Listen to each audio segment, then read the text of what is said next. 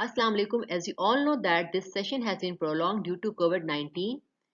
In order to better utilize the time, the school has decided to commence pre-coaching classes for the next session for the students of class 8.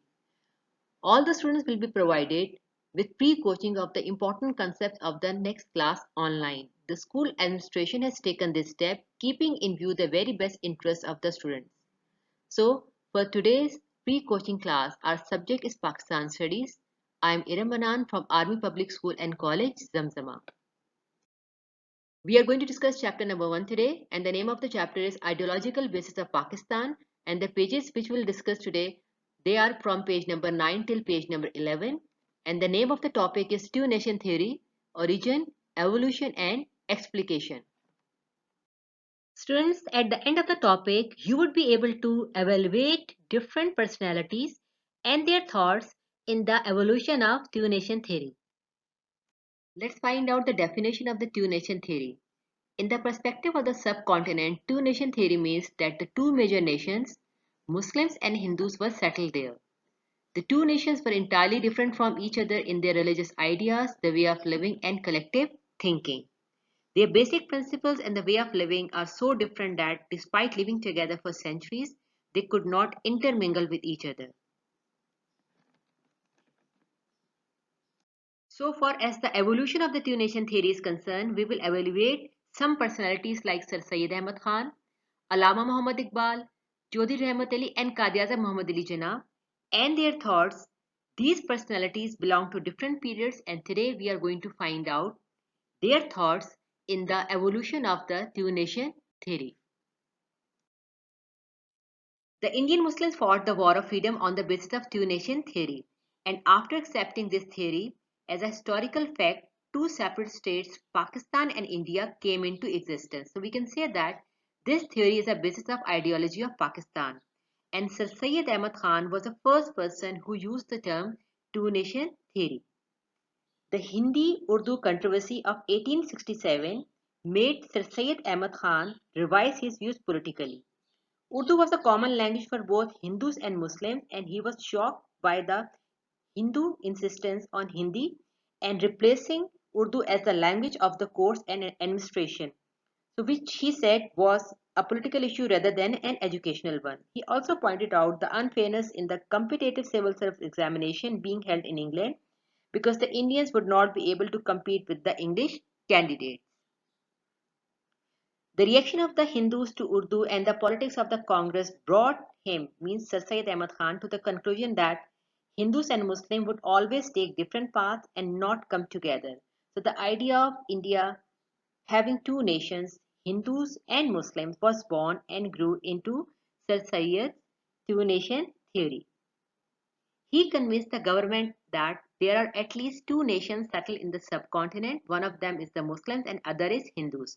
The Muslims are a separate nation in every aspect because their civilization, culture, language, customs and philosophy of life are different from those of Hindus. So this theory infused a political spirit among the Muslims and provided them with such a leadership which gave a new spirit and push to the freedom movement. So India was partitioned because of the two nation theory. Our next famous personality is Allama Muhammad Iqbal. So let's find out the thoughts of Allama Muhammad Iqbal regarding the evolution of two nation theory.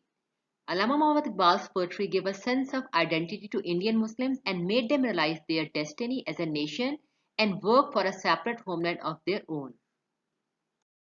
Allama Muhammad Iqbal presented the idea of a separate state for the Muslims. Allama Muhammad Iqbal delivered the presidential address at All India Muslim League session held at Allahabad on 29 December 1930. This speech demarcated a clear pathway for Indian Muslims toward the road to independence.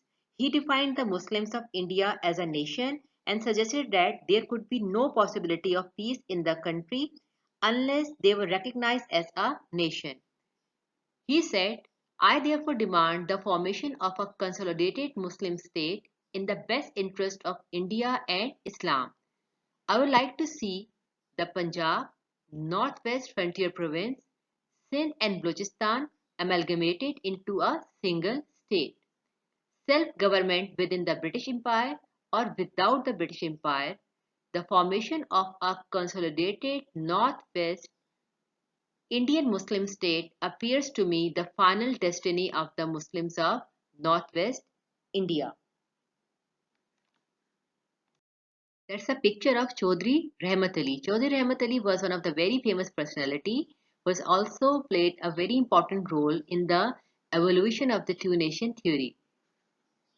In January 1933, four students studying at Cambridge University in Britain, led by Chaudhry Rahmat Ali, brought out a pamphlet which was titled Now or Never. In the pamphlet, he said that the time had come to demand a separate Muslim state called Pakistan. The time was now or it may never happen. So he had come up with the name for this state, that was Pakistan. Chaudhry Rahmat Ali was of the opinion that Muslims possesses the history and civilization of their own, and on the basis of these two, their nationality is not Hindustani but Pakistani. So he believed that the Muslims are a nation that is different from other nations living in India. Two-nation theory was an evolutionary theory in the history of the subcontinent. It clearly stated that Hindus and the Muslims are two different nations who cannot be merged into one another in political, religious, or even socio-cultural way. Two-nation theory sought a formal recognition in the Address of Jinnah in 1940. Quaid-e-Azam Muhammad Ali Jinnah was a firm advocate of the two-nation theory. He gave the Muslim the status of a separate nation in every aspect. Before calling the Indian issue as an international one, he took time to explain the material and the spiritual differences between the two nations. This was a signal by the Muslim League that from now on only the two-nation theory would be the guiding principle of the struggle of the Muslims. So Lahore Resolution of 1940 is important also because it was a platform where the practical manifestation of the two-nation theory was presented by the Fathul Haq, who described the geographical division feasible under this theory. Jinnah repudiated that Indian problem was mere a communal one. He called it international problem because both Hindus and Muslims fulfilled all the criteria to be called as two nations, and Indian problems was not communal because it was now gaining attention of the world community. It was impossible to take this matter a communal one and let it unsolved without interference of any foreign hand. So we can say that two-nation theory was a concrete reality, and Jinnah inculcated this theory effectively on the eve of All India Muslim League session of 1940. The two-nation theory was a concept that emphasized a separate state for the Muslims in the subcontinent. From looking into history, it clearly shows that after the advent of Islam in the subcontinent, Muslim nationalism evolved. The theory describes Muslim as a nation with different culture, heritage, values, and civilization. This two-nation theory, as it came to be known, has become the official Pakistani narrative for the creation of the state and key to how Pakistan defines itself. Pakistan was perhaps the first country to be formed on the basis not of common ethnicity or language but religion. Thank you.